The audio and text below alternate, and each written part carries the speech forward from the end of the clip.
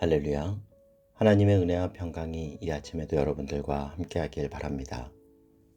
오늘 우리에게 주시는 하나님 말씀은 창세기 17장 1절에서 10절까지의 말씀입니다. 아브라함이 99세 때에 여호와께서 아브라함에게 나타나서 그에게 이르시되 나는 전능한 하나님이라.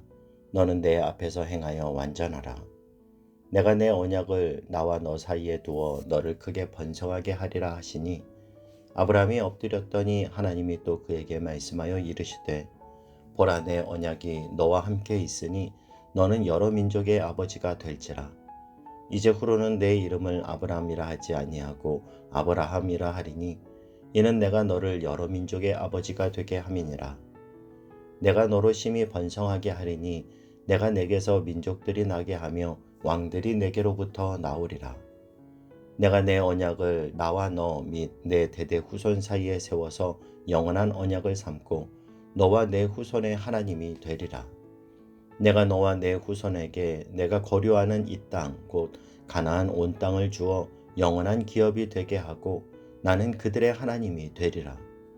하나님이 또 아브라함에게 이르시되 그런즉 너는 내 언약을 지키고 내 후손도 대대로 지키라.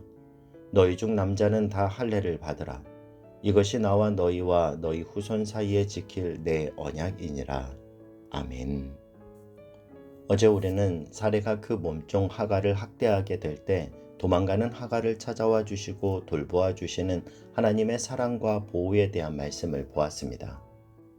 그리고 오늘 하나님은 다시 아브라함에게 나타나셔서 아브라함과 이전에 세우신 언약을 갱신해 주시고 그 언약을 지킬 것을 명하십니다. 1절 말씀을 보면요. 아브라함이 99세 때에 여호와께서 아브라함에게 나타나서 그에게 이르시되 나는 전능한 하나님이라. 너는 내 앞에 행하여 완전하라. 제가 이 말씀을 묵상하는데 이런 생각이 들었습니다. 하나님 참 끈질기시다. 사람은 포기할 법한데 하나님은 약속하신 걸 끝까지 지키시는구나. 그래서 여러분, 99세에 약속 지키러 하나님이 오신 겁니다. 하나님이 오셔서 하신 첫 마디가 뭡니까? 나는 전능한 하나님이라. 그렇게 자신을 표현하세요. 여러분, 이건 매우 중요한 사실입니다. 우리가 신앙 고백할 때 사도신경의 첫 고백, 나는 전능하신 아버지 하나님, 천지의 창조주를 믿습니다. 전능하신 하나님, 이 고백은 우리의 신앙에 있어서 참 중요한 고백입니다. 여러분, 우리가 하나님을 믿는 가장 중요한 이유가 어디에 있습니까? 우리가 무능하고 또한 무지하기 때문이에요.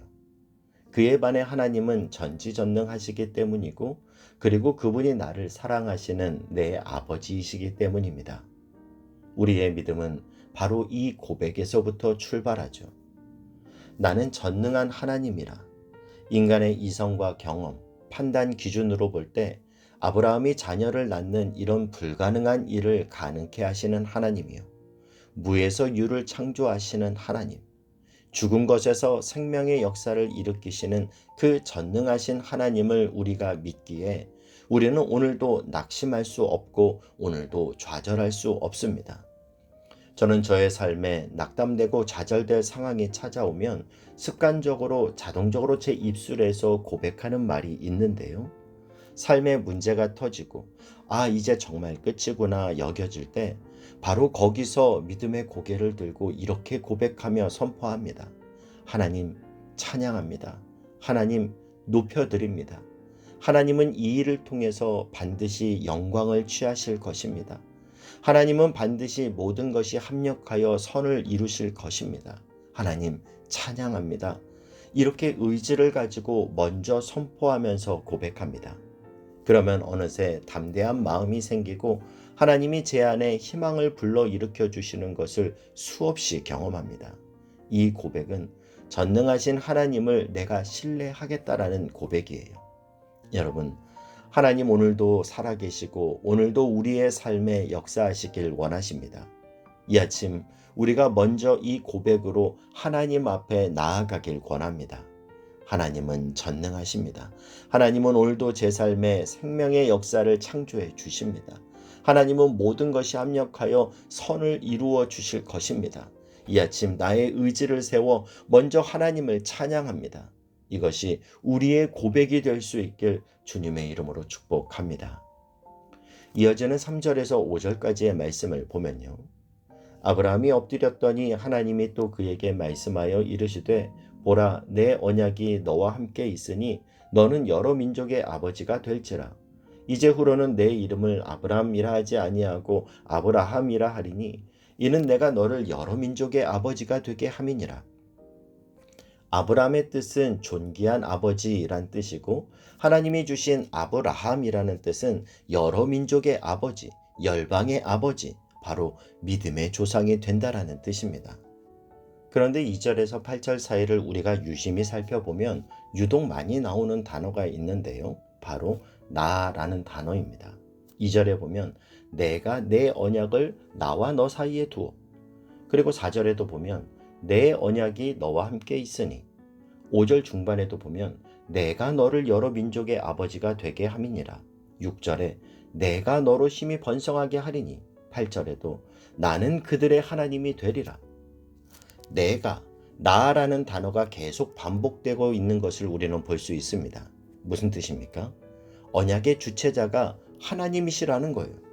일이 되어지게 하는 것도, 기도가 응답되는 것도, 하나님의 약속이 지켜지게 되는 것도 오직 하나님의 인내하심과 사랑 많으심, 하나님의 신실하심이 언약 성취의 근거가 된다라는 겁니다.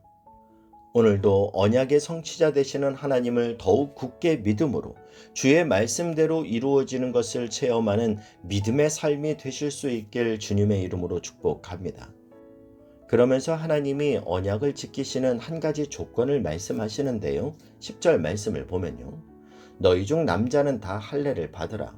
이것이 나와 너희와 너희 후손 사이에 지킬 내 언약이니라. 할례는 남자의 생식기의 표피를 잘라내는 의식인데 하나님이 우리와 언약을 맺자라는 겁니다. 그것도 피의 언약을 맺자라는 거예요. 그게 할례예요. 그러니까 할례는 생명과 연관되어 있습니다. 그리고 할례에는 고통이 따르죠. 하나님은 이 할례 의식을 아브라함에게만 요구하시는 것이 아니라 너의 자자손손이 다 지켜 행해야 한다라고 말씀하세요. 그래서 이 할례를 통해 아브라함의 자손들은 하나님과 계속해서 언약을 맺는 거죠. 어떤 언약입니까? 내가 하나님의 자녀라는 것을 잊지 않겠습니다 라는 고백이요. 이 고백적 행위를 하나님이 원하시는 겁니다. 여러분, 하나님과의 이 언약이 정말 저와 여러분에게 그리고 우리의 자녀들에게 대를 이어 전해지길 축복합니다. 우리가 하나님과 이것 하나 약속했으면 좋겠습니다. 다른 건 몰라도 내 아이에게 하나님이 언제나 1번이게 하겠습니다. 이 약속은 우리가 하나님 앞에 정말 해야 할 약속인 줄 믿습니다. 제가 성경을 읽을 때 참 많은 은혜를 받는 부분이 마태복음 1장 1절인데요. 거기에 보면 아브라함과 다윗의 자손 예수 그리스도의 세계라. 그리고는 누가 누구를 낳고 이렇게 나오죠. 아브라함과 다윗의 자손 예수 그리스도의 세계라. 이 말은 아브라함과 다윗의 자손이 모두 예수 그리스도의 세계라는 거예요. 예수의 대가 안 끊겨졌다라는 겁니다. 제가 이 말씀을 읽으며 이런 욕심이 생겼습니다. 하나님, 제 자손 중에 예수 밖으로 나가는 사람 아무도 없게 해 주십시오. 저에게 딸이 둘이 있는데요. 정말 여러분 안 믿으실지 모르지만 제 아이가 성적이 좀 그래서 서울 약대 가도 괜찮아요. 서울에서 약간 떨어진 대학이요. 공부를 좀 더 못해서 서울 법대 가도 괜찮아요. 서울에서 제법 떨어진 대학이요. 공부를 정말 못해서 서울 상대 가도 괜찮아요. 서울에서 상당히 떨어진 대학이요. 그래서 저는 걱정 안 합니다. 공부는 좀 못해도 예수는 잘 믿어라. 제가 정말 걱정하는 건 아이들이 예수 안 믿는 거지 공부 좀 못하는 거 아닙니다. 여러분, 저와 여러분의 가문에 예수의 대가 끊어지지 않길 주님의 이름으로 축복합니다. 그러면 여러분, 우리는 지금도 이 언약의 할례를 해야 할까요? 로마서 2장 28절 29절에 보면 바울이 이렇게 말합니다. 육체의 할례가 아니며 할례는 마음의 할지니.